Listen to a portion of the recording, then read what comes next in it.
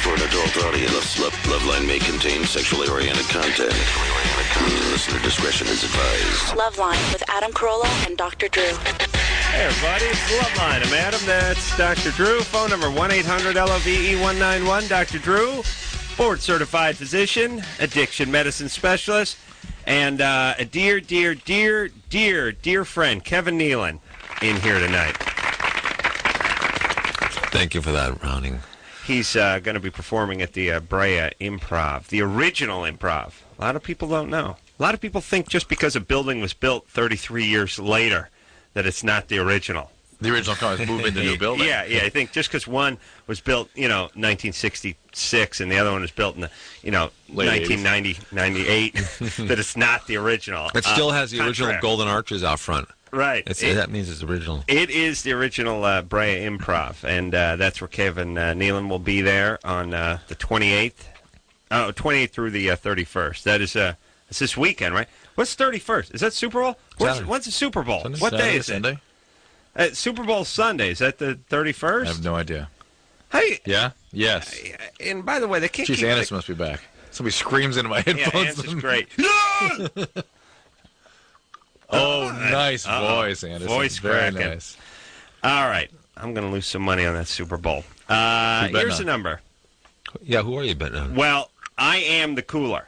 I know, I understand that. I'm Willie That's why I want to know who you're betting on. Macy's character. So yeah, I should let everyone know. Here's what I should start doing: is I should have a vig. It's like, listen, everybody, I'm going to take the Pats, so you guys take Carolina, but then I'm in for a taste.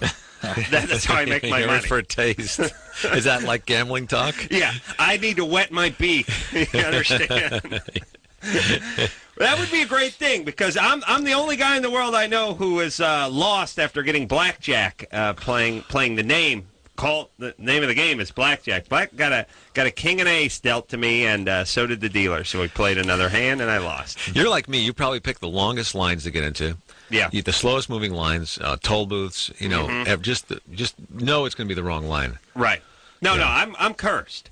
There's no two ways about it. But yet you're constantly working. Yeah, no, I have a very maybe that's part of being cursed. Charmed, cursed like you said. life. Yeah, you have no free time now. No, it's just working late at night. No, here's the way I look at it with me, and maybe this is just a negative superstition, but everything I don't have control over, I get cornholed on. If we could sit here and flip a coin for 1,000 years, I lose every time. Yeah. If I could have some involvement with it, I could change it. I'm the same way. I'll make my own luck, and everything will be fine. Yes. If I leave it up to somebody else, it goes the wrong way. Rarely works yeah, out. I'm the same way. So you guys are both like control freaks then? No. Because you want to take control of things. But if I don't, I know it's going to go sour. See, I don't even have to be a therapist to know that. You guys like to you like to take control of the situation at all times. Well, and when you don't, you start getting pissed because you know it's not going to go right. Yeah. If We'll it be went right right, I'd gladly give it a... we curse ourselves, yes. Yeah, I know your types. Mm-hmm. Your type C personality. What are the types, by the way, Drew? That's all worthless. Type A is that short for a-hole? Yeah. 'Cause I don't like this. Type A means it's good to eat there. It's very clean. Yes. Compulsive.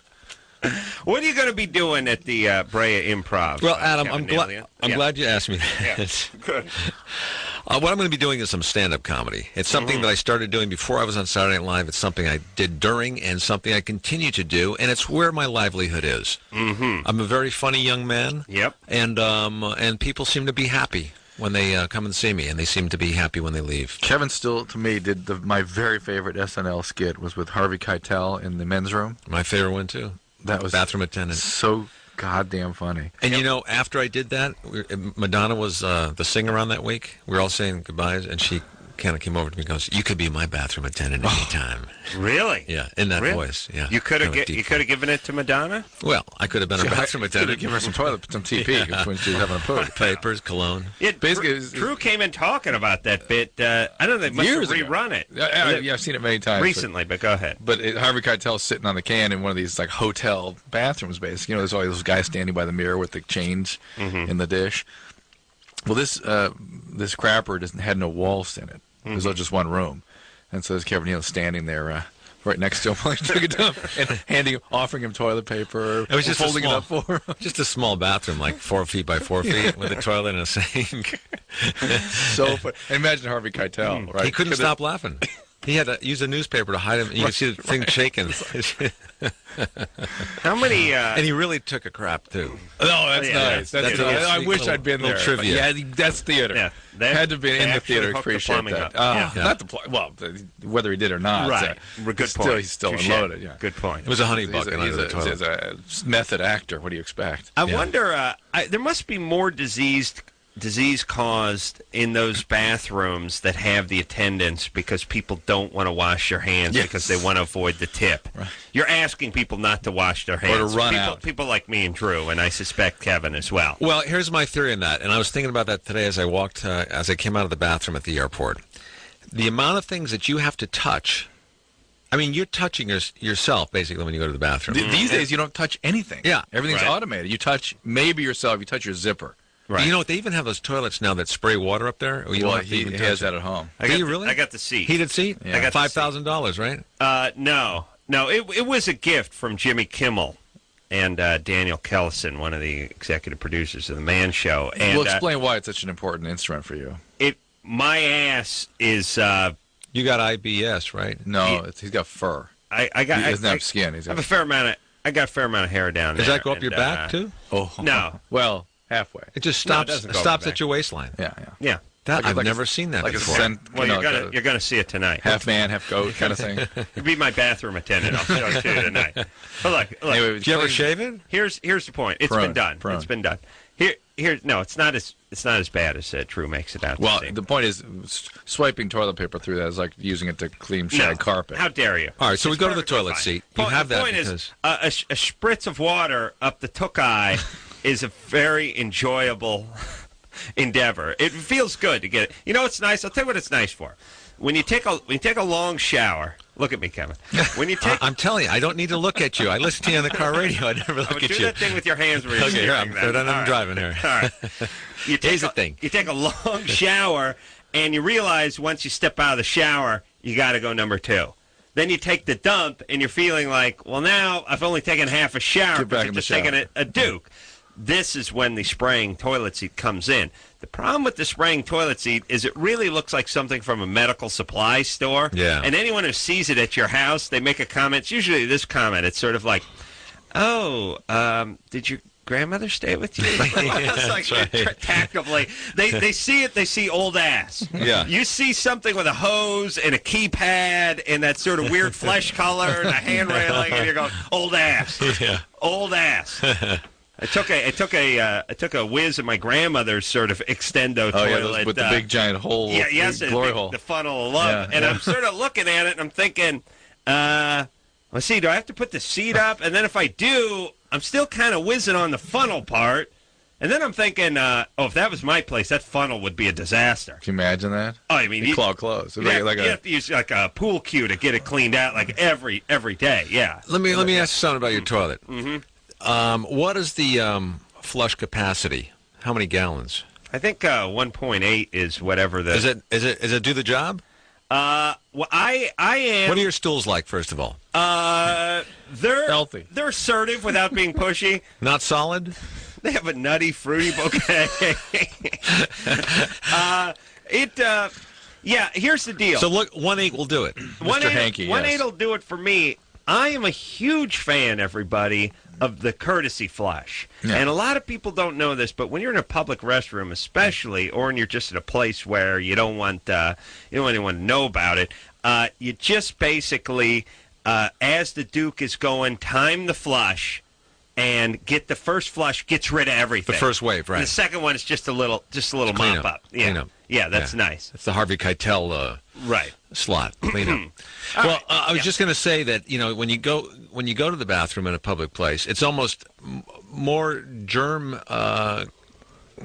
collective friendly to use the sink and the faucets and open up the door. I agree with you. That's when you reach for the door at the end of the whole procedure. that's where all the germs are. That's where the people that didn't wash their hands are opening it. Or whatever, with the flus and the whatever, and all they've touched is themselves, and now they're touching the door handle. So unless you pee in yourself, I don't think you should touch anything in the bathroom. But pee is sterile. Yeah. Pee is completely not my pee. sterile. Well, my pee is so dirty. It comes out. It's like Calcutta river water. Oh, it's Calcutta.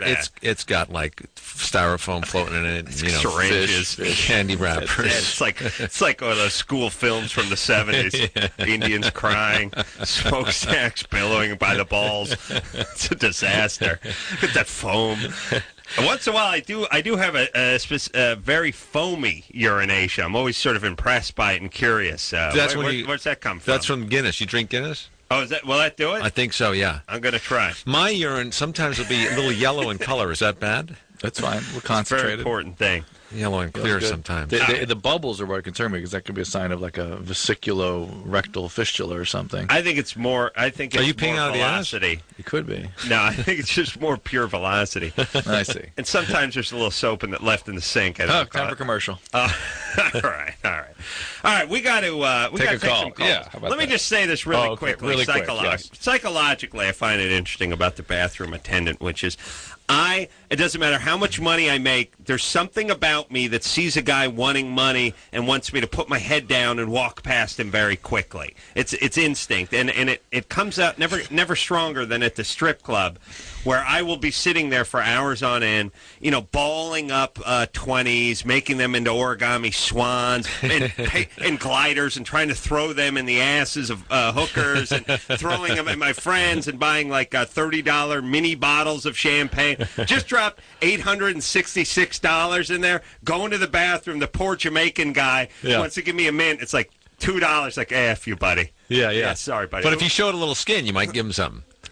Just a little ass crack, and I think we could do business. It's just funny that I've been balling up 20s and trying to throw them into cleavage for the last 4 hours, and this guy doesn't get 50 cents. No, you got to prioritize. Yes, You're a humanist. Yeah, what can I say? Thank you. Humanitarian. Amanda? Yeah.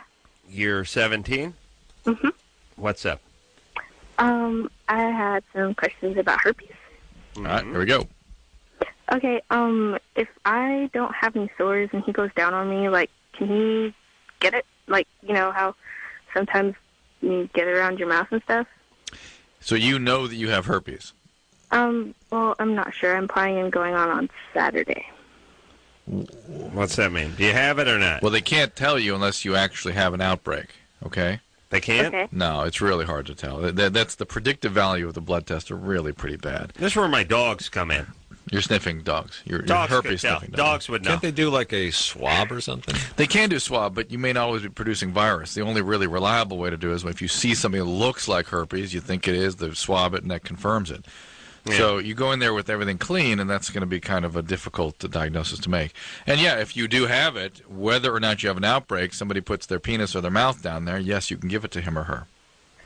And that's good? Yeah. Not necessarily. But there was a study just came out a couple weeks ago that showed if you do think you have herpes or if you've confirmed in having it and you take once a day antiviral medication, this particular study was done with Valtrex, you can substantially reduce the risk of transmitting it. I've seen the commercials. Chicks kickboxing. And they'll start kickboxing. Kickboxing. That's the other a lot thing. of training, a lot of kickboxing.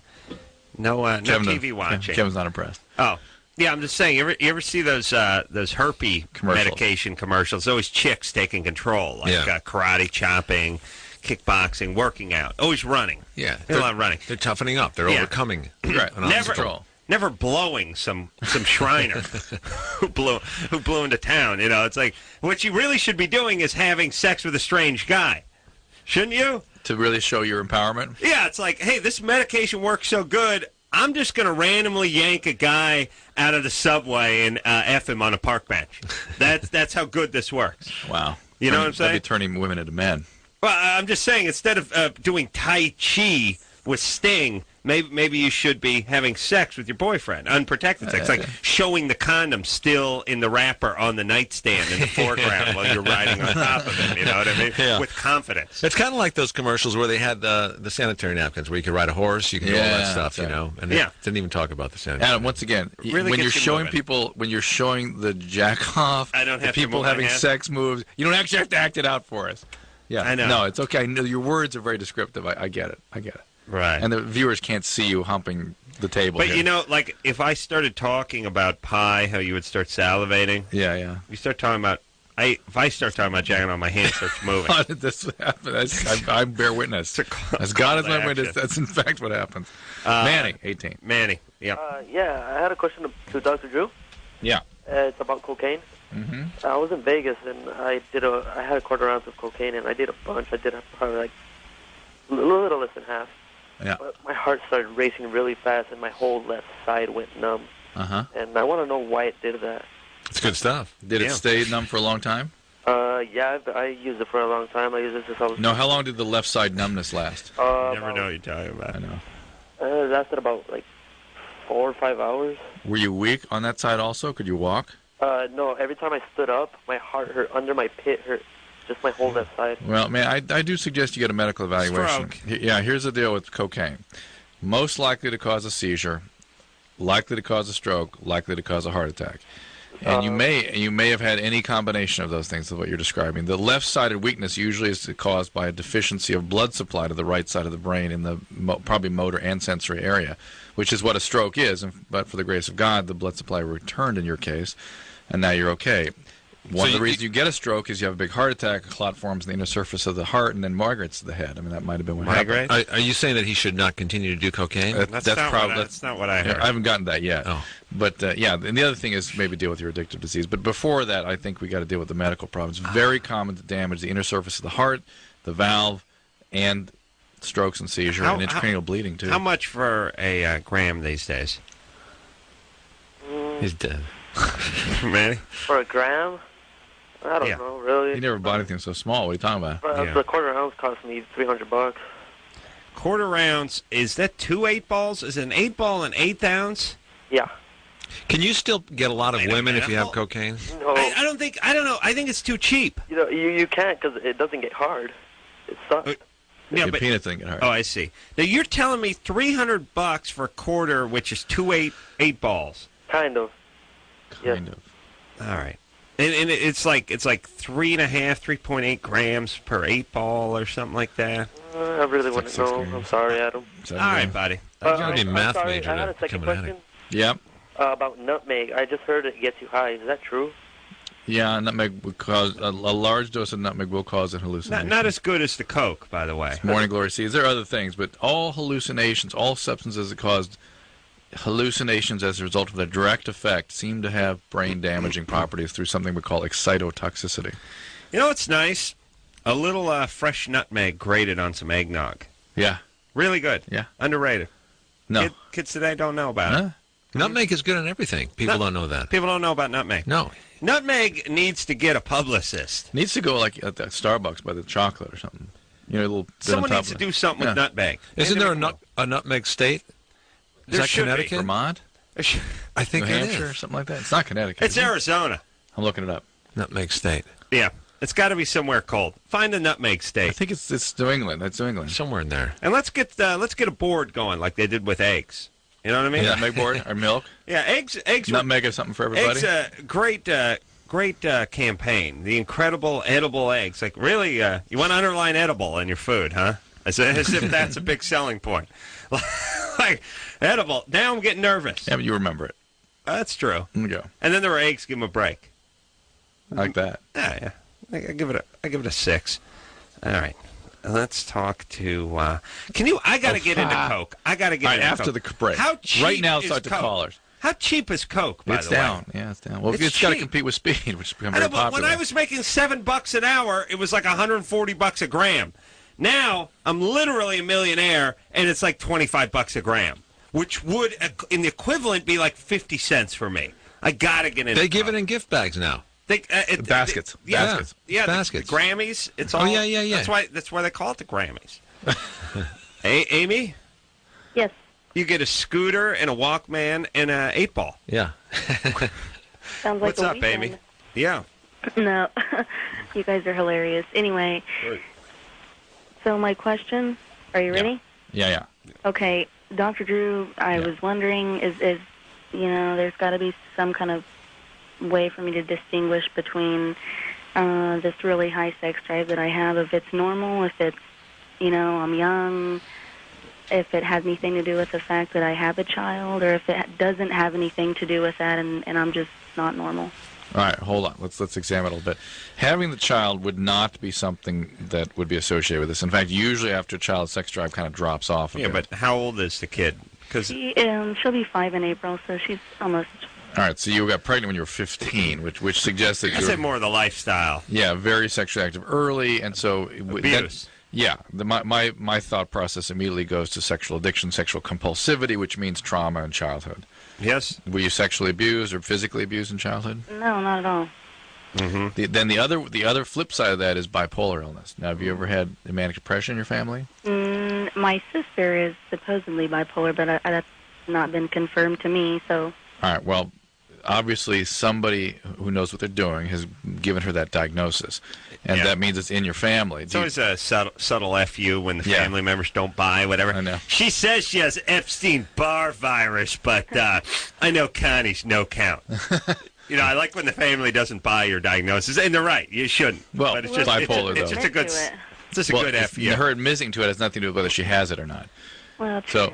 Well, that's not my Absolutely not. problem anyway. My problem is... But, Amy, hypersexuality is a sign of bipolar illness. Ooh. Really? But I mean, wouldn't I notice other side effects, Maybe. Why can't somebody just be true. hypersexual? That's right. Why does it have to be a sickness? Well, it doesn't have to be, but when it creates problems because I can't that's act the on point. these urges, then it's kind of a frustrating... Why can't you be hypersexual and have problems and it not be a sickness? Do you have a husband? No, I don't. You have a boy? Where's the guy who sired the kid? He was 3 hours away. For instance, like the Samantha in Sex and the City, that person does not exist in nature. No. That is an abuse survivor who is I treat them all the time, and they're the most wretched creatures. Yeah. They're miserable. It's too bad Kim Cattrall actually exists, too, if you really think about it. Hey, listen, Amy. Yes. I'm not sure why you were pregnant at 15 or 16. Uh-huh. Where are your parents? As far as the family goes, there's alcoholism. People say depression is genetic. I'm not sure if that's What about the alcoholism? So who was alcoholic? The mom and the dad. Were they around when you were growing up? Or were they part of your life? Yeah, they're alive, and they were like kind she of calls around. them the mom and the dad. Everybody's got a story to tell. Everybody's got some dysfunction. Mine has... No, Amy, no. Not everybody, but what is yours? Okay, well, they're alcoholics. And were they abusive? No, they weren't abusive to me. My mom was physically abusive to one of my sisters at one point. But all right. Well, this is like... Were they violent to each other? I'm sorry? Were they violent towards each other? The parents? The parents. Yes, the parents. Who The alleged who have we parents. been talking about for the last 20 minutes? Yes. Okay, All right. so Adam, you it wasn't 20 minutes. You're like a girl. You exaggerate. 18 minutes. So you were exposed to violence in the home. Your sister was physically abused. Listen, What? get some Hang on a second. therapy Hang on before real you quick. F up your kids But and let's- break the cycle of white trash, would you please? Let's just establish that there was.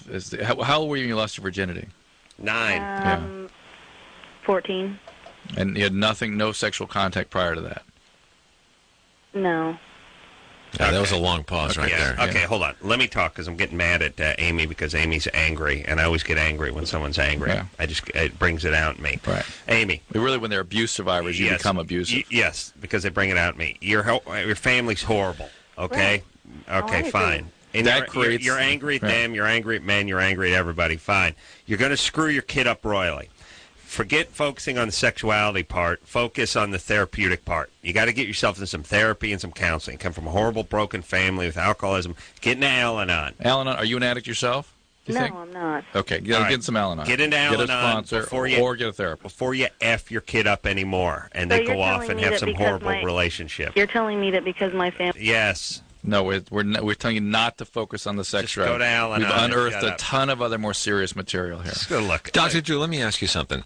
Some people say they're sex addicts, Yeah. and they go to these meetings and stuff. To me, it just seems nobody's a sex addict. You know? You've never met one. Uh-oh. I mean, why We can't got they have one a right healthy here. sex drive? And that means we Why got one can't right they, here. Why can't they just have a healthy sex drive? Yeah. It's not defined by what they do. It's defined by the consequences. They have to have life-altering impact on relationships, finances, legal, health, Right. or work or school. Let me give If you. one of the areas of their life is continually deteriorating because of the behavior and they can't stop, they're unable to stop. Why do they blame it on the That's the disease. behavior Let me- and not their discipline? Let me give an example. You're on Saturday Night Live. You're riding high. You got the world by the tail, but you can't lay off the prostitutes, the he/she ones. You know what I'm saying? All right. Oh, yes. Let's go into break with that in mind. Kevin Nealon here. The dear friend Kevin Nealon going to be at the Brea Improv the 28th, 29th, 30th, and 31st. That's Thursday, Friday, Saturday, Sunday. We'll take a quick break. We'll be right back. Hey, everybody, it's Loveline. I'm Adam. That's Dr. Drew. Phone number 1-800-LOVE-191. Kevin Nealon is here tonight. Going to be at the Brea Improv, January 28th through the 31st. That's a Wednesday. I think it's, is it the 28th or the 29th? I don't know. Something like that, the 28th or 29th. If this says 28th, then it's got to be the 29th. Wednesday? Just check your local listings. But Brea Improv, worst case scenario is you go down there a day earlier and you catch Geechee Guy. Oh, head over Disneyland. Yeah, swing by Knott's Berry Farm, Yeah, you crash for on one of the rides, and then you go watch Kevin over there. Very funny Guy. Listen, I went on a goddamn cruise ship, and Geechee Guy was the stand-up, and Geechee's, I don't know, just an old stand-up comedian, but he has an obsession with roller coasters. You name the state, he names the biggest roller coaster in that state. Really? And it's fine, but it's the equivalent of me doing a stand-up set where I talk about remote control model airplanes and construction for an hour and 10 minutes because, hey, that's my thing. And, you know, when you're out at sea and you're doing 3 shows a day and you got a bunch of old people and they've already paid you, it's kind of like, listen, F it. Yeah. I don't dance for anybody. Also, they had it was a horrible cruise. Me and Kimmel went on many years ago, and it was like karaoke night one time. We're like, oh, this is great. All right.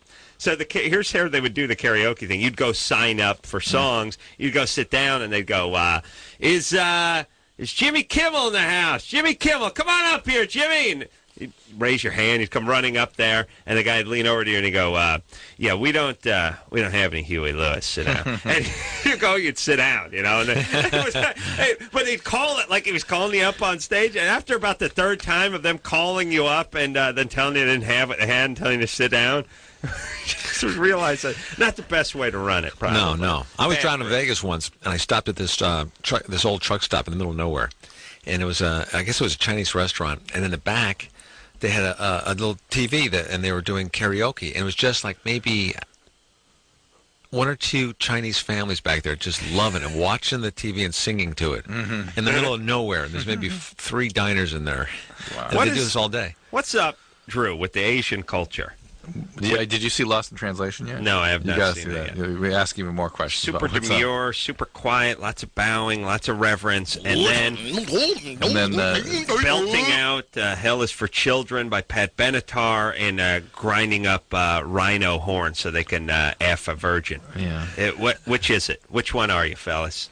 Pick one. I prefer the demure bowing one. Yeah. That's my thing. But just stay with it. Come out of the nutshell and they just go crazy. They must have a lot of high suicide rate. Yeah. You know, Harry Carey. Yeah, I think so. They'll That's do Japanese. No, they get a parking ticket. They fall on a knife over there. Oh, yeah. They're really very proud. They're proud. I wish we had more of that, by the way. There's a lot of denial going on there. You just wish that the people that issued the parking tickets would. I'd like them to fall on a knife. Yeah, or at least that chalk stick. Jason. Yeah, how's it going? What's happening? Hey, I just had a quick question about me. I'm taking antidepressant called Prozac. Yeah, I've never heard of that one, but go you ahead. know that one, Drew? Maybe, yeah. Look in your book. Yeah, it's new. It's new, I guess. Yeah. No, but anyway, I haven't been able to get an erection. Yeah, that's Prozac. Are you taking more than 20 milligrams? 40? I think it might be 20 or 40. I'm not sure. You taking 2 pills or 1? 1. Okay. And you taking the once-a-week version of it or the once-a-day version? Once a day, yeah. All right. Well, Prozac is probably the most powerful at shutting down sex drive in terms of the common side effect that whole class of medicine typically has. More often than not, it's not erectile dysfunction. It's just difficulty having an orgasm. Is that for girls, too? For girls, especially worse. Women, they'll even describe that sex looks like weird. Like, ugh, why do people touch? It's like, doesn't make sense. They'll describe themselves as having sort of a feeling of sexlessness. Yeah. Men still retain their sexuality, but they just have trouble functioning. I think I have some Also, I had Prozac in another my question. semen. Then I've had that. Can you get Prozac with like a mixture of Viagra in it? Well, we do use Viagra to correct the side effects from Prozac. Interesting. Yeah, it's interesting. Mm-hmm. What's the other question, Jason? The other question was, is there going to be long-term effects with this? Not as far as your sex drive, no. I mean, like, is me getting an erection? Because I never had a problem with it before. Jason, the Prozac will definitely not leave you with a long-term problem with that. And now, good news is, you not only have Viagra, you have Cialis and Levitra to choose from amongst. Levitra is rapid-acting, short-acting. Cialis is long-acting, lasts 72 hours.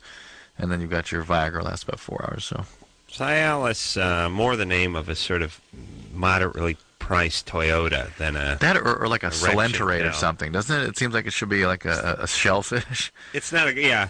I got the pasta primavera with the Cialis. Yeah, right. Like Cialis you want that sauce. pan-seared? We'll do a Cajun for you if you want us to do a Cajun. Put it on the side. I like the term pan-seared. I do too. Pan-seared. Basically, it's fried. Well, now, are there any long-term effects from Prozac in general? Well, that's interesting. We don't know for sure. It does not look like adults have any long-term effect, other than if you are depressed, there's some evidence that it actually may turn genes on that reduce the risk of depression recurring. So it may actually change the chemistry of depressed brains in a positive direction. I heard a psychiatrist the other day expressing concerns at the fact that we're using all these SSRIs in young kids and adolescents, and he believed that that might be why we're seeing the increased incidence of bipolar illness. That for creating bipolarity or hypomania, there's sort of a critical period of exposure in the teens, late teens to early 20s, which if you induce these things, you get lifelong mood disorder along the lines of bipolarity. So there's that concern. Right. Let me say this. I was thinking about kids today, too. Yeah. And I was thinking about all these studies of kids being obese and getting fat. And then I realized, because I wore a pair of tight pants into work today, for the fellas, a little something for the guys at the office. Listen, I'm not saying You any got the Ugg boots going, too? I'm not saying any of the guys into the Kimmel office today. Here I wore the sweats, but I wore some tight slacks in it. And I'm not saying any of the guys are gay, but they're sexual creatures and they can appreciate. And they work long hours, closed in a room. They work a lot of guys. I'll spruce the place up. Yeah. Hey, look, if you got it, you flaunt it. But the point is I wore some pants that were a little bit too tight, and I realized I walk around all day feeling, you wear tight pants, you feel fat. Yeah. Because you're constantly feeling your gut hanging over the pants, and then when you sit down, it feels like they're going to bust. So your policy for America is wear tight clothes. Yes. Because here's the thing, I had like 2 bites off a sandwich, and it was like, holy Christ, I'm a bum. You're a mess. I start crying. Look at you, you're disgusting. I was weeping. The point is this: what's the fashions that kids wear today? They're wearing those goddamn baggy. That's the problem. They're wearing the triple X T-shirts. Yes. The guys are wearing those like baggy shorts down to the knees with their ass crack hanging out. I'm taking it a step further. See, no, wait. Let me just say this. Now, back in the day, gentlemen, when we were running around, kids had to wear like Zeppelin jeans, dolphin shorts, chemin de fer. That's right. You had to wear a pair of chemin de fer, Ferragamo jeans. You had to wear a pair of tight disco jeans and like a halter top or a boob tube. What the hell? Mind you, he's talking about the men. I'm talking about me. Yeah. No, you had to wear stuff where if you gained 2 pounds, it immediately wrecked your look. Your gut would be slopping over the thing. It'd be a mess. Now you're wearing up in the front jeans. Yeah, tight in front and the back. Oh, yeah. You got the camel toe going up front. But, it's easier now to lose weight because you just get your stomach stapled, and that's it. It's a little lipo. I'm just saying, here's what I'm suggesting for the kids. Wear tight Instead clothes, of the triple X stuff, the super large stuff, the baggy stuff, superhero outfits. You understand that if you jumped into something with just one zipper in the front that was made out of like Nomex, and it was like essentially unitard, nothing but a utility belt and some Capizios, you gained 6 ounces, it'd be a big deal. You'd have to look there's one yourself problem in the with that. mirror every day before you left your house. And you give yourself a name, by the way. Fat Man. Then you wouldn't have to worry about it. Lardo. One problem, and that is What? that there seems to be some denial/distortion that young people have inherited these days. You see the bare midriffs on the Yeah, you do. you see a lot of that. Like, what, huh? Yeah, you do. The force and the stuff. You do see a little of that, but I'm still convinced that if we had guys especially piling into those unitards, All right. stuffing the fat ass It might help the man. into the All right. unitard, snapping on the utility belt or fanny pack, but you couldn't cover yourself up pulling shorts or something up over you. That if you let's just talk about us. If you had to climb into that thing, but me, it'd be Kelly Green. It'd be shiny, would or zip blue. up the Blue. front. I Blue mean, with yellow. if you got hard nipples, it would immediately show. I mean, like nothing can be hidden from this thing, right? Every day you got in that thing. You think you're going to pack on 8 pounds without knowing it? No. If I was going to be a superhero, I would call myself Relaxed Fit Man. That way, you could gain a few pounds, people wouldn't know it. You, Kevin Nealon, you kid a lot, but I know you believe never what I'm kid. saying. I know, and this is why Jack LaLanne was able to keep his shape wore the unitard. well into his age. he's Always wore 95. that sleeveless with the belt worked in unitard thing. Always looked fantastic in the stupid dance shoes. Always looks great. Never let himself go. You're right. Because of the outfit. Because of the uniform. Let's Yeah. think about that. And so when they I'm start calling talking about Washington. school I'm calling uniforms, Washington. Yes, start yes. talking about school uniforms. This is the one. F the tie and the slack. Star Trek. Star Trek. Yeah. And that way, if the kid got a boner, we'd know it immediately, too. All right. Delightful. No one would get fat in these uniforms. Yeah. They put big, baggy, triple. Come on. Kevin Nealon is in here tonight. He's going to be at the Brea Improv sometime later this week and then into the weekend, most likely. I think it's Wednesday through Sunday. Wednesday through Sunday. We'll take a quick break. We'll be right back.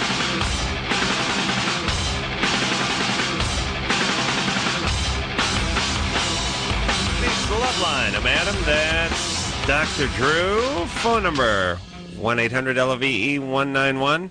Kevin Nealon in here tonight. Going to be at the Brea Improv Wednesday, Thursday, Friday, Saturday, Sunday, Monday, Tuesday, Wednesday, Thursday, Friday. He's going to be there for the next 28 days. And he's not going to leave. And he's going to be doing one of those stunts where he doesn't leave the stage. He's catheterized. So you can start reading cramps in Brothers the bucket. Karamazov. No, he's doing material. He's doing material. Adam, do you do stand-up? No. You got a lot of good material. You should do stand-up. I know, but I'm too. Oh, but no, I mean, Maybe thanks. I'll I take. don't My mean brother that. thinks you're the funniest guy around. Well, he can take my material. What's maybe he do? Maybe I'll take your material. Well, you guys, it's not my material. It's just I'm just talking. No, the whole Fat Man thing, the superhero thing. It's I'm going yours. to run with that tomorrow. Take it. You beat the break. Watch Kevin doing warmed up Adam Carolla material. It's just warm it over. Maybe he's going to make it his own. Make it funny. Thursday night will be Adam Carolla material delivered by Kevin Nealon. Made funny. Please. No, And entertaining. here's the thing at the without sounding modest. I don't think guy in the superhero fat guy. I don't look at his material. I mean, it's just we're just talking amongst friends, Right, And right. then if you want to use it, go ahead. But this is where the most Be material, flattered. these radio shows where you sit and talk for a couple hours, that's where a lot of material comes up. That's right. You know, I try to come up with stuff at home with a newspaper, and it's nothing. No, you got to talk it out. But then we ruin it by not writing anything down. I was going to say, ever. if we were disciplined, you'd write some of this down. You'd have an encyclopedia of this stuff. I'd by have now. some good comedy by now. Instead, I got nothing. All right, Drew, what is it? Why do I breathe so heavily? you're 50. The sighing. Getting old. Yeah, It's all I can't talk get enough about children. oxygen. Yeah, You know, it's I think it's anxiety. you're in good shape. I am, but it's emotionally, it's anxiety. Yeah. Kevin's tough. It's tough. It's a tough life. It really is. But look at it this way. You haven't really had to work for like 20 years, right? No, I haven't. Well, SNL must have been tough work. No? Yeah. Really? No, it was tough. It was hard, right? And doing the news had to be That's pressuresome. work. Yeah. You know, the time I started doing the news, I was on the show for 5 years, you know. So you just... But yeah, but the thing is, the first couple of years was hard because you put a lot of pressure on yourself to come up with something each week. You know, if you didn't, you'd kind of feel like you were kind of a loser, you know. Right. But then after a while, you thought, man, I'm not going to last if I keep putting this much pressure on myself. So I just started pacing myself, and you know, it became a very relaxing job. Really? Yeah. Man, I tell you, the news sort of hanging over your head each week, that sort of deadline. Did you write the news yourself? That was, I participated a lot. I would, Wednesday, I get about 4 or 5 papers. I start on Wednesday. And then I would, read those at the end of the day or during the day and try to come up with material. I tried everything. I'd get a glass of brandy, Sure. The That's other before SNL the internet, too, really, sort of. It's like you can't sit at a computer and just have all these things fly at you. The other SNL alumni we've talked to always complained about, it's so stressful, and they're working hard and coming up with stuff. And no? Well, yeah. I mean, it's as I guess hard the as untalented ones. We've only talked to untalented folk before. Yeah. It's as hard as you make it, We've not broken our streak, by the way. I get him. See, I'm telling you, you should do stand-up. He's a dear friend. Funny stuff. Dear. It was hard, yeah, but it wasn't that hard. Of course, I like when the actors get up there and go, when people think we're courageous, people think our jobs are. The guys who work hard are the firemen and the guys who go in every day and they support their friends. It's a way of kissing ass and being a blowhard simultaneously. Yeah. It's a weird thing to kiss ass, to give praise, and to be a blowhard. It's right up there with what keeps me grounded. Let me explain what keeps me grounded. Doesn't that make you an a-hole? You explaining that you need grounding? And what is it with the award shows? I could never understand them. I was never, nominated for anything except an Emmy once, but there's something about getting something that's shiny. Yeah. Like a trophy. The people, since you were a kid, it makes you feel good, I guess. It's a shiny thing you could put on your mantelpiece. Even the BS participation trophy they give the kids for just showing up is still exciting for them, which they need to do away with. But that everything except for the most improved. Most improved is a real slap in the nuts for a 13-year-old. That's sort of, hey, you sucked, and now you don't suck quite as much. So here you go. You worked hard. It didn't come that far, but you improved a little bit. We'll give you a little star. Right. Yeah. You went from blowing to sucking essentially in the course of about 9 weeks. So here you go. Drew, ever get any trophies? Yeah. What? Give me most improved. Oh, really? I did get one of those too. But I would go from totally sucking to like captain. Oh, really? Yeah, because they would see it as sort of a personal goal. I'd have to get good. We got to take some calls. I don't like to brag. I know. But I've gotten in my day, I've gotten best all-around offensive and defensive player. I got the All Valley trophy. Yeah. Best trophy I ever got? After a bowl game, the other team voting and giving the defensive player of the game to me. That's right after the game. That's the best one. That's nice. It was a cup, and I used it for a kicking tee later on and broke it. Of course. Yeah, very sad. But and Kevin Nealon over here, we don't have time to talk about because it's not about me, but played college quarterback. Really? Absolutely. Where? Fairfield University. Wow. MVP, nominated All-American. If you want to start talking about trophies. Wow, that's awesome. Did you play? Yeah. Yeah. Fairfield, Connecticut? Fairfield University. Yeah. We talked about this, Kevin and I, once. Wow. I took a night course so I could play football at this college. Yeah, to play quarterback, too. It's huge. Well, the regular quarterback got hurt, so I slipped right in there. Well, that's what happened. That's what Tom Brady started in the Super Bowl but in a few days. The difference between that is I hurt this quarterback. Oh, yeah. You cut it his was brake part lines? of my plan. Yeah. Kelly? Hi. You're, what are you, 16? What's going on? Hey, Kelly. Yeah, I lost my virginity a month ago. Kelly, where's Brisbane? Oh, it's right next to San Francisco. Okay. It's in Australia, isn't it? That's what I thought, too. That's Brisbane. I lost my virginity a month ago, and I've had an irregular period since, and I've never had that before. Mm-hmm. Like, I had it for 3 days, and then it stopped for 10 days, and then I got it again. I usually get it for like 8 days. Could you be pregnant? Yeah, well, I told that to my mom, and she said that that's what happened to her when she was pregnant with a miscarriage. Fantastic. Uh-huh. It was like... I wish I was there for that conversation. Must have been, like a moment. Hallmark commercial, yeah. Yeah. Yeah, it was where it got stuck in the fallopian tube. So I was wondering if that could possibly be what's happening to me right now. Yes. Bleeding in the first trimester, the first 3 months of pregnancy, if there's pelvic pain, abdominal pain, should be considered a tubal pregnancy until proven otherwise. Plus, your family has a rich tradition of tubal dysfunction, which there is an heritable version of that, believe it or not. Really? Yeah. Here's the deal. You need to find out whether you're pregnant or not. Well, I took an at-home test. Yeah. But it turned up negative, and I was wondering if those turned up negative, like if that would show. Yes, if you had a tubal pregnancy, it would be positive. Oh, okay. So you're not pregnant. Can you take ectopic pregnancy? Is that what they call it? Yeah. Can you take one of those at-home tests on the internet, or is that something you got to put inside of you? You got to pee on the keyboard. Oh, you do? Yeah. If you're willing to do that, they can do it. Yeah. Hey, Kelly. Uh-huh. Is your dad around? No. Well, yeah, he lives with me. Well, I live with my grandma. And Don't have him get on the phone. Where's your mom? She's at home, but I'm at my grandma's right now. Why? I live with my grandma like half of the week and with my parents another half of the week. Why?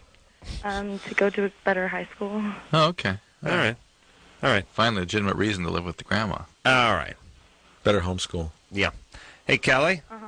All right, take care of yourself. Okay, thanks. Yeah, no more. Use condoms, use protection, huh? Trojan right? condoms. Got it? Well, we did, but like I don't remember the end of the night because I was really drunk. Okay. Yeah, as long as you were juiced. And if you have alcoholism in your family, and you're having blackouts already, that can be a sign of the evolving disease of alcoholism. All right. take a when break. we come No, back, yeah. just shush up, Drew. Don't worry about the break.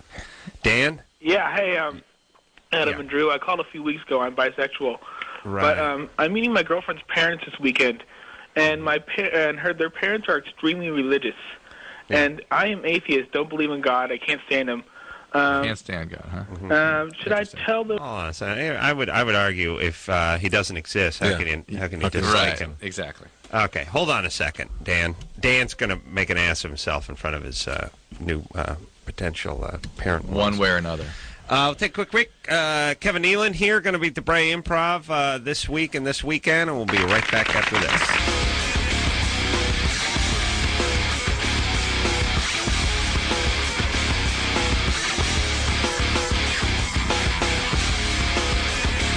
Hey, everybody, it's Loveline. I'm Adam. That's Dr. Drew. Phone number 1-800-LOVE-191. Kevin Nealon is here tonight. Hey, everybody. Dear friend, Kevin Nealon. You can also hear Kevin doing his work on Crank Anchors, by the way, which I don't plug enough. That is a fun show. Comedy Central, 10 o'clock Tuesday nights, I do believe. And, yes, Drew. I was just watching one that Sarah did the other night, and man, she just keeps going. Yeah, which one? Hadassah Guberman? She was talking to the perfume counter at a Macy's or something, and somebody had sprayed somebody's vagina. Yes. Yeah. She likes that vagina part. Yeah. That's her favorite part, Sarah Silverman. But she keeps going. She doesn't stop. Very funny and dear friend, by the way. If you call her on the phone, her answering machine answers. Always, she says something about that. About her private machine, parts. Really? Yeah. Yeah. I have a hilarious outgoing message myself, Drew. Yeah. Drew knows it well. You got it, Anderson, there? Yeah, Anderson. And I change it about every... You've never changed it. It's been 8 years. Yeah, that's my point. I could change it. Where is it, Anderson? Anderson will find There it. it is. Hi, this is Adam. Please leave a message. Same one. Yeah, I feel like an asshole laughing at my own, material. But if it's funny, it's funny. But that's a good one. Some people make you sit through 3 minutes of that what they think is funny, and it's the only time to perform. Here's the ones I get pissed at. I get pissed at the one where you're calling the guy. The guy has his wife leave the outgoing message and says, "We're not home," and leaves no names. Yeah. So it's very Confusing. Unclear as to whether now. Is he getting the message? Is she going to screen Is it the right number? Gary Dell'Abate, Howard Stern's producer, does that thing where his wife says, "Hi, we're not home," and you hang up. Now, if you haven't called him before, it's sort of you hang up. And then you call back and you hear it again, as if hearing the woman again is going to get you any closer to the truth. But then it's weird because you're thinking, they didn't say me and Gary aren't home. It's just we're not home. It's a female voice. It's not the person's voice you called for, and you have no idea. And I understand why people do it. They want a certain... Here's the part that's tough. Here's what I'm saying. Yes, here's what I want to say. You can't be sort of secretive and... try to get yourself out there at the same time. Like, when you call people and you go, I'm not sure, do I have the right number? Is this, what number is this? And they go, what number did you call? It's like, listen, Nobody wants to jackass, give up anything. I could hang up and call you back right now for the once a minute for the rest of your life before you killed yourself. Don't F with me. It's sort of like, I'm going to get an answering machine. I'm going to say we're not home, but I'm not going to say our name. Because that's going to push it too far. Listen, everyone, put your goddamn name on the thing so we know who you are. The worst is when somebody leaves a message on you that you don't know, like a telemarketer. Yes. I got one of those once. I came back and this guy says, "Hey, Mike Reese, I got some good news for you. Why don't you call?" So I said, I'm going to call this guy. I'm going to really lay into him, never to leave a message. So I call him up. and some woman answered. I said, I'm calling from Mike Reese. I could take a call. There you I said, go. no. Mike Reese called me. He said to call him back. He left me his phone number. Okay, well, Mike is away from his desk right now. Well, okay, when can I call him back? When's a good time? Well, he's not coming back to his desk. What do you mean he's not coming? Where can I reach him? Well, you can't reach him. I said, no, I got to reach him. He said he's got some good news for me. I could use some good news right about now. And then finally I got fed up and said, don't ever call my machine again or fax me stuff. Wow. I like that. Yeah, I laid into him good, huh? Yeah, you got him. Yeah. Here's how I lay into somebody, because I hate confrontation. I'll start off like, hey, when you get a chance, can I talk to you? I got a little bone to pick with you. That's it, man. And then I settle down a little bit. All right, you ready to go back to phones? Oh, let me just say this about this week. We got the girls of the lingerie bowl in here tomorrow night, so look forward to some very some insights into life. There's going to be some doors opening up to people emotionally. Lingerie bowl is a philosophical society, a debate society. It's a very serious competitive game that is played in bra and panties. Okay. Where's this? Halftime of the football game. I guess they're playing at the L.A. Coliseum. Who knows? It's going on. It's like a pay-per-view that's going on in the... Ron Jeremy must be involved. Halfway at halftime of the Super Bowl. But now speaking of the Super Bowl, and things are a little bit up in the air. Yeah. But Jeff Probst was going to come in here tomorrow night. Thursday night from Survivor. I love that show. Evidently, he's a fan of this show. And I'm going to the Super Bowl Thursday with the Kimmel Show. And David Allen Greer, Dag, or my main man, as I know him, is going to sit in for me. Oh, he is? He left a angry message on my home machine, but saying what? Saying he would, but he wanted to make sure you were here. Okay. He's a real diva, that guy, by the way. I don't know if you know this or not about him. Well, I always think he's kidding, but it turns out he is a diva. So the thing about it is he wanted to make sure you're here. It's like, is Dr. Drew going to be there? Is Dr. Drew's not going to be out? He doesn't want to get stuck with anyone. Right. So he's got it bad for you, Drew. No, I like Dave. He's great. He's a great guy. Yeah. Dear friend. But a serious diva. So and talk about emotional issues. You know what? When you're not here, Nealon is quietly crazy, but David Allen Greer. Nealon is not crazy. If you're talking about Dag, Nealon does not register on the crazy scale. Okay, you're good. But then. I'm one of these guys that'll just explode one day and just about a hole like Maul. Right, no one will be surprised. No, I'm scared. Right. But Dag, when you're not here, much better behaved. Well, good. Yeah. All right. Total different guy. Said he was on. Just wanted to make sure he's here. Did you tell Ann? Lauren? I just called. No, we'll get into them. Right. I called him back, left a message. So that's cool. Fine. So we're good. All right. And then Greg Probst. Jeff Probst. Greg Probst is a comedian who drives me nuts. Jeff, I think we're going to reschedule because he wants to come in when I'm in. Oh, so he's not going to come at all, just me and Dag. I think it'll be just you and Dag. That's fine. Good enough. All right? You don't need some guy with a chiseled features and a choker getting in the middle of your Jag with Dag, right? Yeah. Jag with Dag. Be a good That's show. What I call a show from now on. Dan? Yeah, and I was wondering if, at the end of the question, if I could battle Anderson in sound effects. I extract sound effects from movies, and I could probably beat him. All right. I don't know how you declare a winner in sound effects, but... What's the question? Go ahead. I'm bisexual. You hate God. I am. Oh, yes, that's right. Dan is 18. He's bi. Yeah, and my girlfriend's black. She's not from this country. And I'm going to meet her parents on Saturday this weekend. There are some blacks from this country, though, aren't there? Yeah, I know that. But she's foreign, and her parents are Muslim. And if it ever came up to believing in God, what should I just say? I believe in God just for the fact, or just? Well, in a way, you're almost more accessible being atheistic than being part of the evil empire. Yeah, right? Yeah, that's true. At least there's the possibility of just bringing you on board as opposed to talking you out of something. But they would rather have me be Christian than be atheist. They'd rather see I don't know that. You don't know that's true. Okay. Hey, listen, Dan. Here's the whole thing. You're effed up and you're angry. Kind of, yeah. Well, my dad was mainly part of it. I remember you talked about his dad last time he called. Yeah. Yeah, and he was busy. He wanted to tell his dad about his bisexuality. I wanted to tell my mom. I didn't know if I should tell my mom or not. and I wanted to know if I was bisexual because of the pornography he had. Right. Well, here's the thing. Here's the thing. And let's not blame porn. Such an easy scapegoat, my beloved porn. You know what I mean? We can blame it. Many things fall into porn's lap that I don't have to tell you what can fall into porn's lap that it doesn't deserve. Yeah. Let's Doesn't not give it a fly bad with you. rap. Hey, give porn a break. Okay. Or incredible edible porn. I got to work that out. The point is you're angry, so you're going to get yourself into situations that allow them to act that out. Yeah, you get confrontational. Yeah. You want to fly under. This is, by the way. And we'll get back to Dan in a second. But these are the a-holes who get in the bar fight every other week, and every time it's the same thing. Yeah, It's like, I went in there, mind my own business. I'm looking down. I'm not bothering anybody. And some a-hole calls me a sea-sucker. Yeah. And next thing you know, we got to throw down. But why it's the same guy, and how come everyone else naturally goes 26 years in between physical confrontations, and you don't go 8 hours? Right. What are you looking for? But it's never them. I'm not looking for trouble. Right. Yeah, you find it. So you find whatever you're looking for.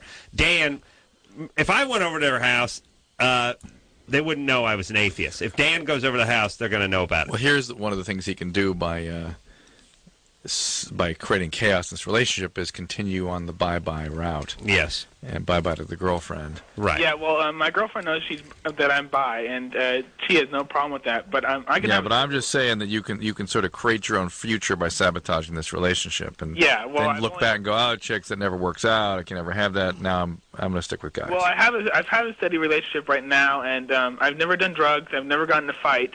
My father was kind of violent, but I managed to stay away from the drugs and the fighting from the get-go because my mom pretty much told me that it won't happen in the household, as in I won't live there. Dan. Yeah.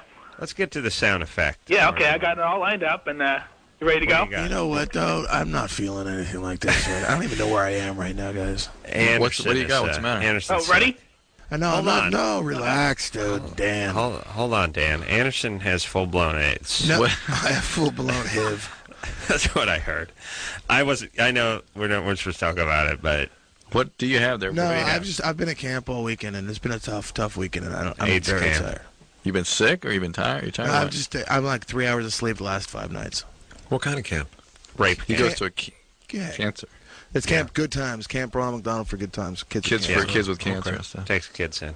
Takes care of them. It's good times. It's good times, Adam. My name is Ace there. It's very strange, and I think about you, and that makes me sick. Make some lanyards. When do you don't sleep All right, at but night? listen. You know this Dan. He's nothing. Dan. All right, work me up, man. All right. Dude, he's doing it on his own. He's such a geek. Dan, what do you got for us? Well, I got an elephant. I got Bugs Bunny. I got Godfather. All right, I'll tell you what, Dan. Yeah. Give it your best. Dan, I'll tell you what we'll do. All right. Anyone who listens to the show with any regularity knows that Engineer Anderson is a wizard at sliding in. Well, I got them all lined up. Quiet down, jack off. A very apropos sound effect, just when the time is right. I can't wait to your father. I know. I hope I have a kid. I hope I have a boy so I can call him Jagoff. Because girls got to be. You shut up, little Jackalina. Oh Christ, that didn't work. All right, so Dan. Yeah. We're gonna take another call. Okay. Anderson, you just hang back. We're gonna take another call, and Dan can slide in his apropos sound effects. Yes. Okay. All right. All right, Anderson. Who do you want to talk to? Michelle. Let me push it up though, because she goes. All right, go ahead. Michelle, Michelle's on 4. line 4. Ovarian cancer. Michelle. Hi. I just want to say I saw you guys at Stanford, I think it was last week, and I really liked that. You guys did a great job. I'm a long-time listener, and my question is actually about ovarian cancer. My aunt has had ovarian cancer, I think, for like a year and a half. Uh-huh. And Dan, anything? Shut up! I'll be back. Michelle, hold on a second. All right. Michelle, hold on. All right. I'm sorry. I know it's very tragic. See, now that sounds like that was me doing it. No, that wasn't me. You didn't do the shut up? Why did the shut up? Farce. I don't need to hear it, Dan, yet. Who is the shut up guy? That's your boy, Adam That's De Niro? Oh. Hey, Dan. Yeah. We're going to need you to, chime in with your sound effects. Now, Anderson, as tempting as it may be, you got to hang back so that we know everything is coming from Dan. No, let's let Dan do the next. Why don't we not do the ovarian cancer? Why don't we do like Matt on 6? No, how about you let me answer, Michelle, and then we'll do Matt, okay? Well, okay, if you kill Joyce, don't think cancer's funny. So what is your question about it, Michelle? Well, my aunt has had ovarian cancer for about a year and a half, and it's gotten pretty bad. And right. Well, what's your question? I was just wondering, nobody in my family has had that before. I was wondering, is it possible for, that just to be a random thing? Or is it Yes, it is certainly. Of course, all cancers can be random. It's not like I have a higher chance of getting it now. Well, certain ovarian, there are certain groups that may have a slightly higher risk of ovarian, breast, and possibly even colon cancer. There's a couple of genes, the BRCA1 and BRCA2 genes, that are rather prevalent in Ashkenazi Jews that may increase your risk of colon, breast, or ovarian cancer. What's an Ashkenazi Jew? It's the other, not a Sephardic Jew. Oh, really? Yeah. You ever been out with a girl who's got BRAC too? I enjoyed some of their programming when I was on the pond. Are you Jewish descent, summer. Michelle? No, I'm not Jewish, but my family is Polish. My aunt actually. See, you can get tested for this gene if you want to. Genetic testing is available, and just to see what your risks are. But ovarian cancer is a relatively common cancer. It is random in most cases, but a few, a limited percent, 10% or so, may be this genetically linked phenomenon. Okay, and I have another. And it's, by the way, a very highly treatable cancer. Okay, I have another quick question about something. Have you heard of anything called paraneoplastic syndrome? Yep, see it all the time. That's what they're telling us that she has. And Has she got arthritis or something, or rashes, or something? It's like, I think they thought maybe it was connected to the cancer, but it's like, she has got weakness in her limbs and her nervous system. Right, so her nervous system, what they get is an attack. Their immune system attacks other parts of the system. Paraneoplastic just means alongside of the cancer. And so the cancer is overloading her system, and her immune system starts going crazy and attacking her nerves, attacking her joints, attacking her skin. And in this case, it sounds like it's attacking the muscles and nerves. Life is great, isn't it? Hey, that's why you got to have kids. Michelle? It's good of you to look after your aunt this way, by the way, and be this concerned. Yeah, we're doing our best. Here's the deal with ovarian cancer. Keep at it. You can many times get a cure. Just keep slugging. All right. Let's get Dan back involved with who's our next call going to be? 5 and 6. 5 and 6. All right. And again, Dan, you got to make with the sound effects, please. I'm already. I am the smartest man alive! All right. But Matt, again, you got to slide them in where it's apropos. Appropriate. Yeah, appropriate. Oh, okay. Okay. Yeah. All right. Matt. What's the problem, Matt? Hey, Adam. Hey. I want to tell you first that Adam, you're God. Thank you. Yeah. That's good. Drew's passionate man. Yes, he is. And Mr. Subliminal over there, I appreciate everything you've done. Actually, my ex-girlfriend called last night. I'm the Jew that blows the shofar when he's getting oral. You guys remember that? Yes. I was explaining that you should be blowing the shofar when We've got to play for Kevin. Excuse me a second, Matt. The subliminal message lady we did with Tom Arnold here. The Holocaust lady. Oh, that one. That was we were calling upon your skills, and that Kevin. Yeah. It was very funny. We just got Canada back. Oh, yeah. Oh, Canada canceled us because we played that. All right, let's describe it. F Canada. We'll Did play they really? that. Yeah. Yeah. We lose state every once in a while, like we lost Hawaii recently, and we lose a country every once in a while, too. Here's the deal. I don't want to play it, but if Dan's got it, feel free, Dan. Go ahead. Oh, okay. Do you have it? Yeah, it's all ready. It's all lined up, and it's going to go in a row, so it's going to be about 50 seconds. No. No, hold Dan, on a second. Dan, look, hold on a second. Yeah. Anderson. Okay. Yeah. Okay, Anderson. Or I can play normal. Shut up. What? Anderson, you need to play the Holocaust thing. You don't need to play it this second. We'll deal with Matt over here for a second, and then we'll play it. Good. Matt. Yes. Okay, the reason I'm calling is because my ejaculate tends to be on the clearer side and not the whiter side, like I've seen in like porns or people have told me and stuff. Mm-hmm. And I wonder if that has to do with sperm count. Mm-hmm. No. The porn, it's all liquid paper in porn, anyway, I found out. But I also had, like, ex-girlfriend told me, like, other people's are whiter. Yes, some people are clear, some people are chunky, some people are thick, some people are thin, some people are clear. Has nothing to do that I'm aware of with sperm count. All right. I'll tell you what it does sometime. Maybe in this way it could correlate. That the clearer, thinner tends to be more associated with frequent clearing of the pipes. And to the extent that you may not give yourself a chance to build a good sperm count if you're jacking off 4 times a day, that may be associated with low sperm count. What about liquid paper? Can that be clear or chunky or milky? I think they have orange and white. And they have different colors. Like peach. Yeah. Interesting. Yeah. Yeah. I can't believe, by the way, I whipped out some liquid paper and actually used it the other day, and I thought, oh, really? I'm still using this stuff. Like, what year is this? Were you with a girl? It just, I couldn't quite finish my initials. So, oh, my God. That's my thing. That's my bag. Call me the decorator. Your carrying card. Your calling card. That's my calling card. I was thinking of my calling card actually being my calling card. Like as a murderer, my calling card would be to leave a calling card. Yeah. It'd be confusing to the police because, like, what's his calling card? They'd never believe it's his calling card. It'd be like a who's on first kind of thing. I know. What is it? It's his calling card. I know. What does he do? Slash his initials into? No, it's a calling card. Yeah.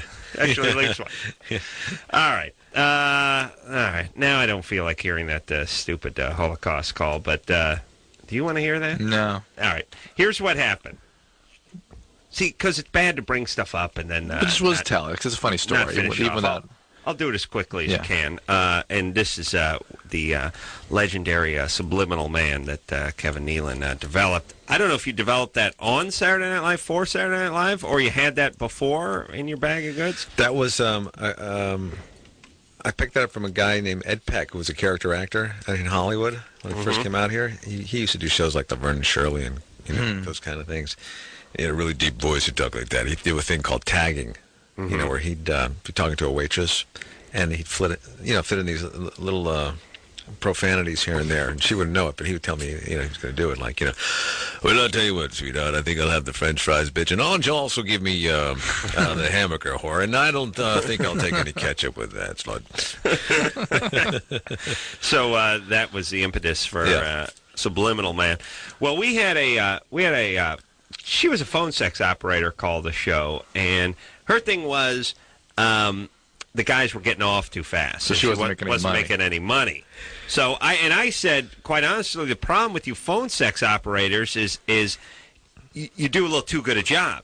Meaning, the people call in and they go, "What do you look like?" Meanwhile, it's a fat broad who's got her baby on her knee and she's ironing her old man's long johns, but she's like, I'm 6'2", I'm blonde, or it's an old man in his long johns, and he's saying I'm 6'2" and I'm blonde and I'm a 34 double D and I'm in a whole thing and the guy's like, if how's that go again?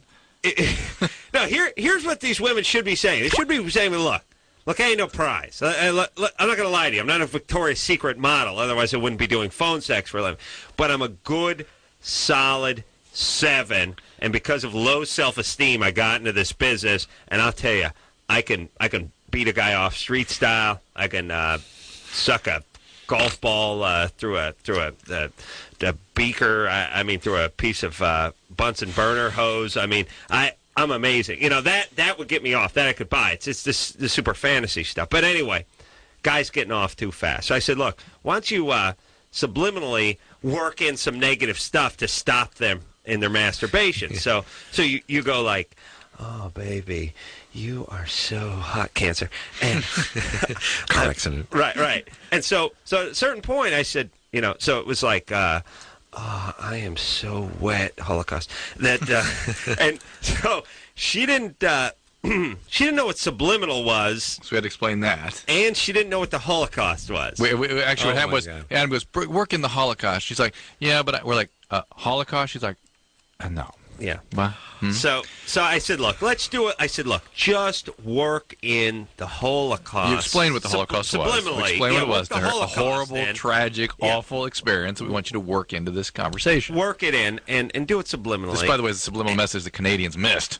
Right. Canadians got pissed when we did this. But anyway, the point why did the Canadians get pissed? We're making light of the Holocaust. They're Yeah, and probably they secretly feel bad for not making as big a contribution toward World War II as maybe they could have. Let's be honest. We were pointing out we were trying to think of the most horrible thing we could think of, and the Holocaust came to mind. They got a puck on their shoulder. All right, let's just play it for God's sakes. No, let's play it. It's too late. We've been talking about it for 5 minutes, and it feels like censorship at this point. No, I've already explained it, though. That wasn't funny, though. You know, it's like when... Hey, Anderson. Yeah. Shut up. Let's finish it. You go. Bring. Hi, how you doing? Hi, what's your name? I'm Sugar. Who are you? I'm Ace. Hey, Ace. Yeah, what are you wearing? Well, I'm wearing a nice black garter. Just thinking about the Holocaust right now. That was her attempt to work in a subliminal message about something which she clearly didn't understand. And all hot thinking about the Holocaust. Boy. You got to hear the setup. Little girls. All right. Kevin Nealon is here tonight. He's going to be the big fan, by the way, Engineer Anderson. Loves Nealon's work. Going to be at the Brea Improv. Anderson may go down there and catch him, by the way, because he has been known to take it on the road and catch an act or two at the Brea Improv. Yes? Yeah, he's there Wednesday through Saturday. I just checked the site. You're gonna go see him? I'll be there, buddy. Okay. I'll be on my knees. Anderson needs to stop talking. It's hurting my throat. Yeah.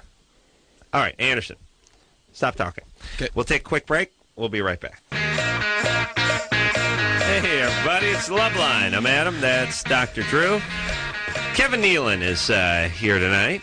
What kind of name is Nealon? That's Jewish. Mm-hmm. No, it's Irish. It's part Irish, and it comes from O'Neill. Oh, yeah. Yeah, and I went back to Ireland a couple years ago to where my grandfather's from, and it's a little town called Fecal. And I swear to God, it's in County Clare. And it's How do they spell it? It's spelled differently, but it smells the same. It's Feakle, I think. Wow. And are they, they're speaking English over there. They got the fecal matter, or is that something they, you know what I mean? Strange enough, that's what they call their newspaper locally. Fecal matter? Yeah. I was watching, some history show, and the first guy who stole like a MiG-15 and flew it from Korea into the United States airspace or something, defected essentially. It was a Korean pilot named like Some Cum Sock. And it was always like laughing like a maniac sitting there drunk at night, frozen on TiVo, seeing Cum Sock, Mr. Cum Sock. But I realized that's a different language. Yes. He's not laughed at in his own native. You're shocked. Korea. Yes. Cum Sock. But fecal, that's English over Close there. to English, yes. Yeah, did they got fecal? Would they call it fecal matter? If you went over there and said, there's fecal matter in my brow, would they know what you meant? They'd applaud. I think they would probably not know what you meant. Okay. What if I said I stepped in some fecal matter? Would they? They'd probably get the idea. Okay. All right. Especially if it was in fecal. Probably best you don't point it out then, right? Yeah. Some things they don't talk about. Maria? You're 19? Oh, boy. Go ahead. Oh, okay. She's calling from the Rover. Wow. We can't hear you, Maria. Talk right into the phone. Can you hear me now? No. Turn down your vibrator. Put her on hold. We landed another. I was thinking about it today. We landed another one of those rovers, and it's great. We're landing a rover, but Mars has a strong gravitational pull, and they're not getting off the planet. The rovers, no, and the rovers are like $400 million or something. And I thought it's really like taking 1,500 of Puff Daddy's Bentleys. And just throwing them into a mine shaft. Really think about it. It's like, hey, it's great. We took a $400 million vehicle, and we're never going to see it again, everybody. That's it. Well, I haven't seen, really the Rover. The other one's called, I think, Opportunity.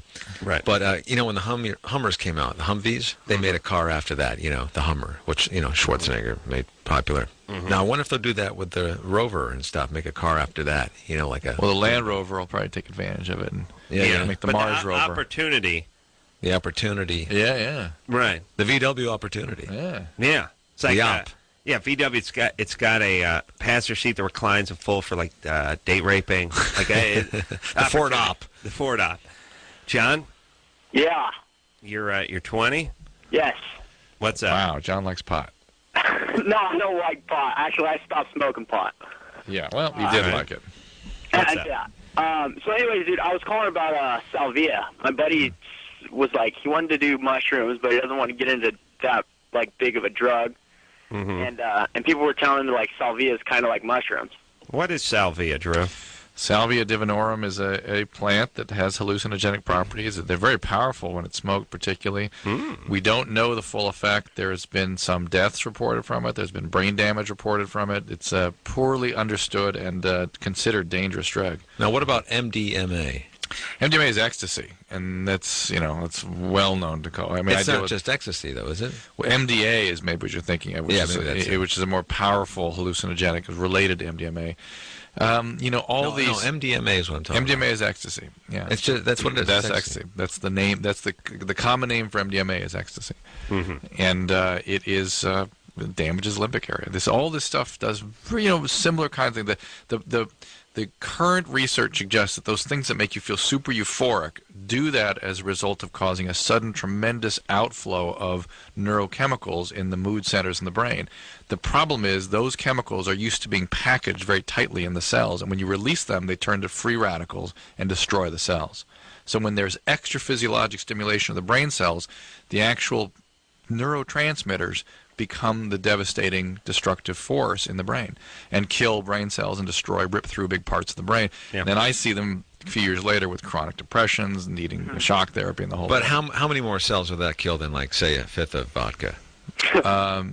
Many, many millions more. Oh, really? Yeah. Didn't therapists used to use that? They did. It was used briefly, same with LSD, to try to break through stuff. And there's still people that advocate on its behalf, but it is so neurotoxic and so clearly damaging that the benefits are not outweighed by the risks. Hey, John. Yeah.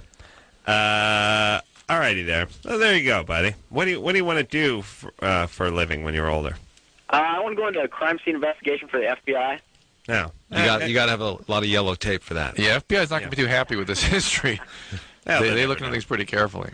Yeah. I've started collecting my yellow tape. It's calling from Simi Valley, which is it's cop mecca over there. All right, good. All right, so listen, you want to get in the FBI. Don't do the hallucinogenic drugs. All right, buddy. Thanks a lot, man. Good times. I wonder if all these crime scene shows and stuff, they're all #1, all these CSI Miami and all this Vegas and all this stuff and all these FBI shows. There must be just, 24 and all this. There must be a huge enrollment now. I mean, applications pouring in, right? I would think, yeah. I mean, like when Top Gun came out, everyone started, running down to the recruiter's office wanting to be aviators. There must be the same thing with the enrollment, FBI agents and DEA and all that kind of stuff. Also, it's it should have been obvious those shows would be popular. People would like those type of shows because, even when you're a kid, you're going down the freeway, and if there's an accident on the other side, people rubberneck, they stop, and they want to see what's going on. Right. And that's what these shows are. It's just, I'm hip, but I can never get over the fantasy part of it or the drama part of it. Like, I love all the real shows where they go in and they, get the DNA and they get the fiber samples and all that, and they investigate it and bring it back to the morgue and all that kind of stuff. I'm never, I just can't buy the drama part. I also like the part where they exhume bodies 20 years after they went in the ground. They're always in perfect shape, by the way. And they're always surprised. But why are you surprised? Almost every time you open that casket, it's like, she was remarkable. Yeah. Her skin was still intact. Yeah. Mummified. Frank After said it was Bessie's hat. God, how much do you need to pay to do that job, to exhume somebody? And the smell? Yeah. And just the part where you're digging the grave until you hit something. Anytime, and you're not looking for treasure. Yeah. If you're looking for treasure and you hit something, it's great. When you're pulling up a grave, it's a bad thing. But just the whole thing of, we got to go back and grab Granny. We're going to get some flesh samples, so you can find a little arsenic in her lungs or something, and they always just pop them. Oh, that's got to be rough. And then how about the part where you ain't working from the casket? Boys, we got to get her on the slab. Work her open. I think they could avoid a lot of that if they got the guy, the suspect, who they think may have poisoned her or whatever, and had him stand near the grave as you were digging. And if he started sweating a lot, then you could stop digging and say, okay, this guy did it. This Kevin brings up a very good point. And grounds for your test, your instrument. Well, I heard him talking about this on the news, and it's sort of what you were talking about, Drew, which is, here's what I like. We've had the polygraph test for 40 years, maybe 50. Who the hell knows? And you can't use it in court. You can't use it. But we've had a lie detector test, if you think about it, long before computers and all cell phones and the push-button phones and just about anything. We've had these lie detector tests. And I don't know what they are, but they're probably 95% accurate, which to me is good enough, but not good enough in the eyes of the law and the court and all that. I understand that.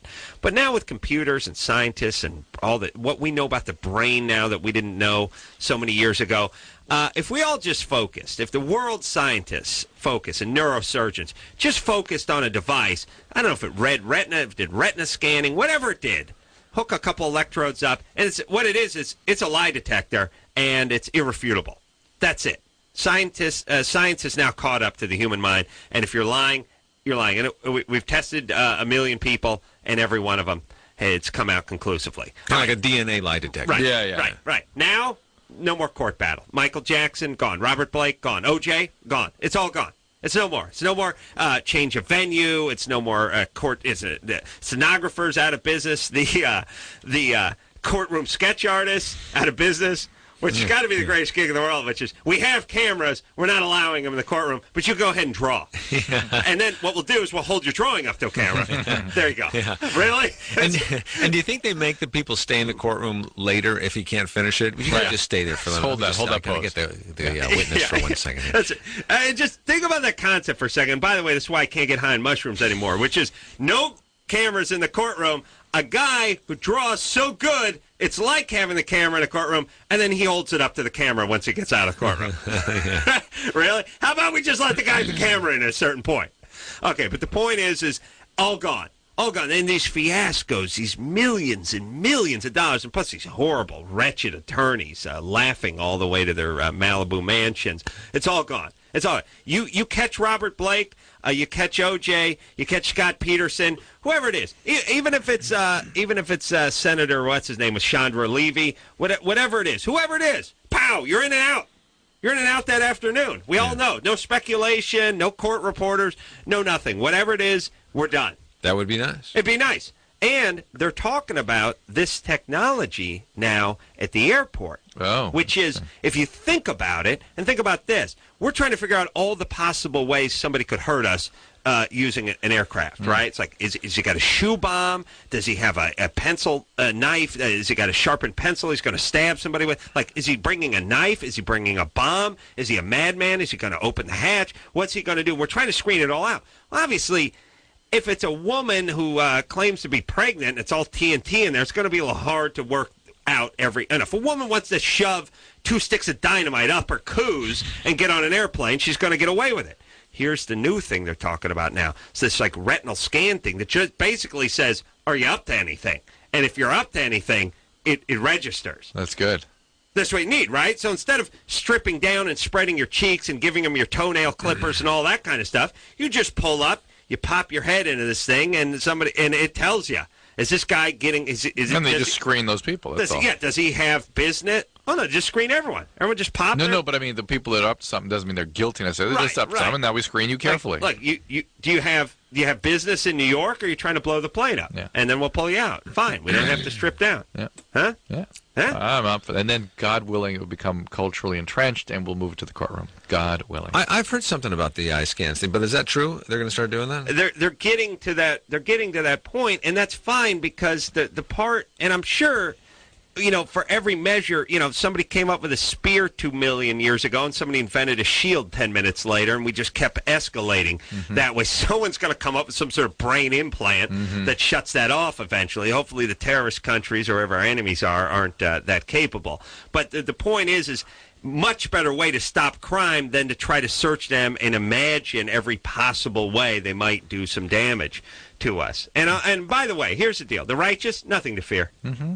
If you're honest and have nothing up to nothing, relax. And look, if you're OJ and you didn't kill Nicole and you're innocent, you should pray you should that they have want this this. device. Yeah, you don't have to sit in the joint waiting for your hearing. Yeah. You don't have to go through all the rigmarole. The accusations. Yeah. No, you're good. The eyes tell a lot. The eyes tell a lot. Innocent people should pray that this exists. And guilty or guilty? Do you know when you like something, your pupils get bigger? Mm-hmm. Oh, really? Yeah. So, if you want to see if somebody's gay, you just hold up a picture of a naked guy. I used to hold it in front, and if pupils get bigger. Wow. Like saucers, right? I used a tumescence monitor, but yeah. All right. Wow. Kevin Nealon in here tonight.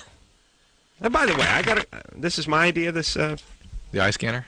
No, not the eye scanner, but the advanced machine. Screen. Yeah. Can we just have work on that? Just shut everything down. Really? All right. Well, Kevin Nealon going to be at the Bray Improv. He's there now.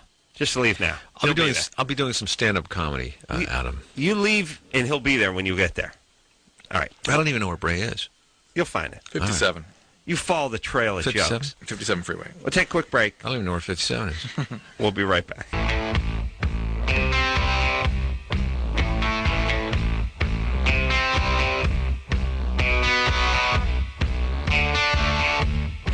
Hey, everybody. Loveline. I'm Adam. That's Dr. Drew.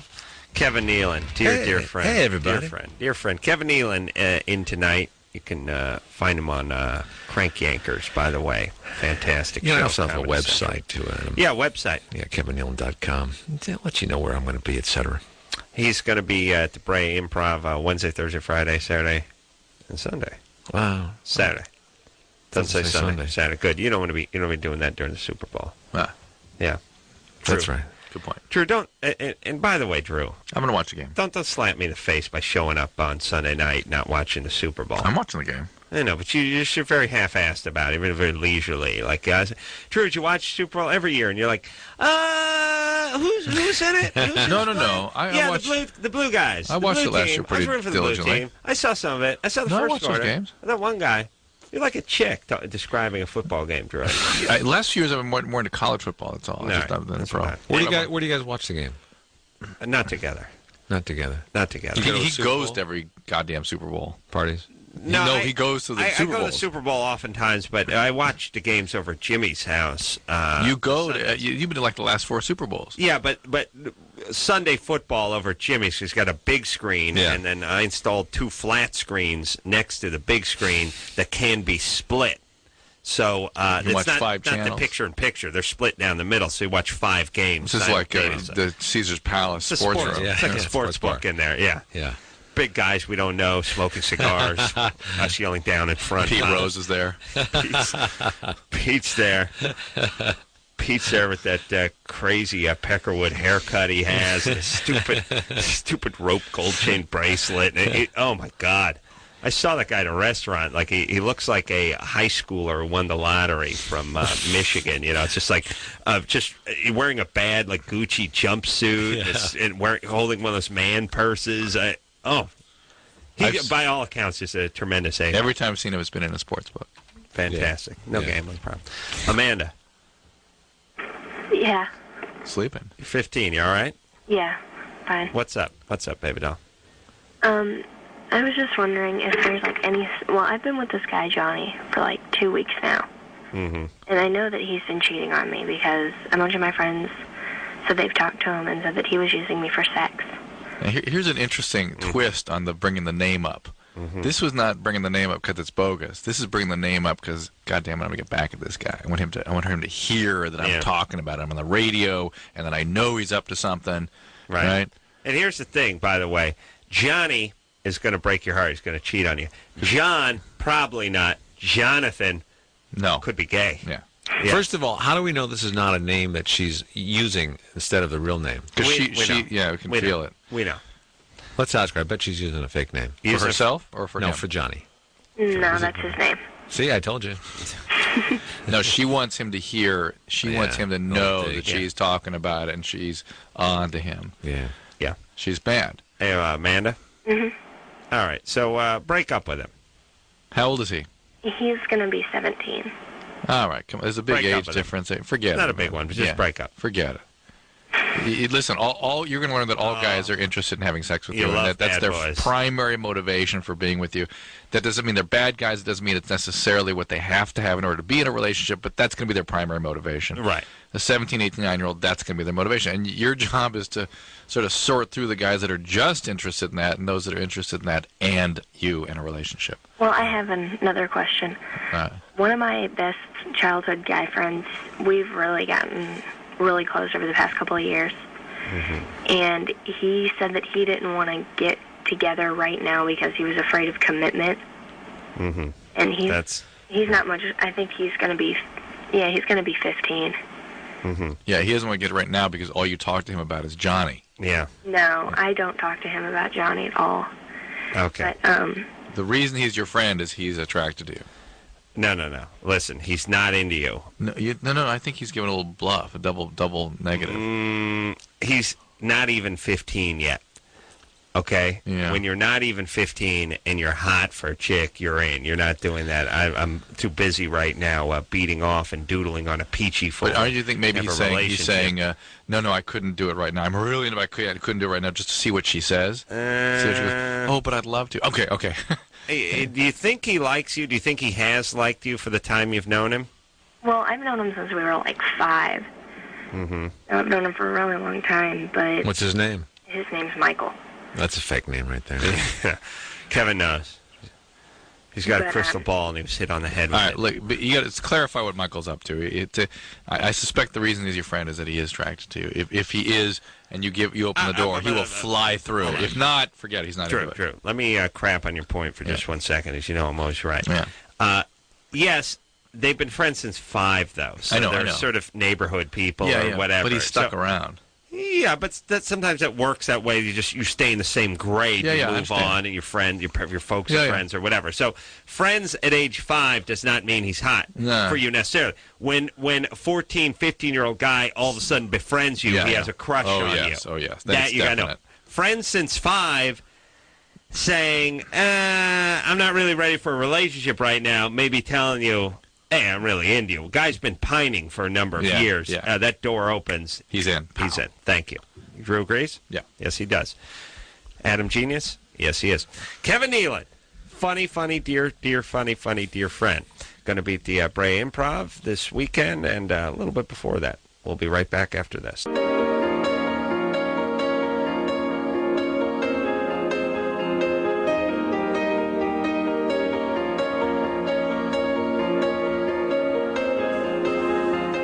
Well, that's the show, everybody. I want to thank dear friend Kevin Nealon for coming in tonight. Going to be at the Brea Improv for the next 100 years, starting Wednesday. And then you joke about that, but you're right. Yeah. He's going to, I think I have to drag him off stage like Dick Shawn. Yeah. I got to tell you, I had a good time tonight. Really looked forward to it, and it really met my expectations. Easy, right? Yeah, it's easy. You come in here, you're right off Venice Boulevard. Mm-hmm. It's quiet. Everybody's well behaved. You learn something. You go home with something. He's going to hit with a shiv on the way out the door. All right. Kevin Nealon, everybody. The Lingerie Bowl Girls tomorrow night. Until next time, it's Adam Carolla for Dr. Drew saying mahalo. Well, I'll tell you what, sweetheart. I think I'll have the French fries, bitch. And you'll also give me the hamburger whore. And I don't think I'll take any ketchup with that, slut. This has been Loveline. The opinions expressed on this show are not necessarily those of the staff, management, sponsors, or this station. The producer for Loveline is Ann Ingold. Loveline is a presentation of Westwood One Entertainment.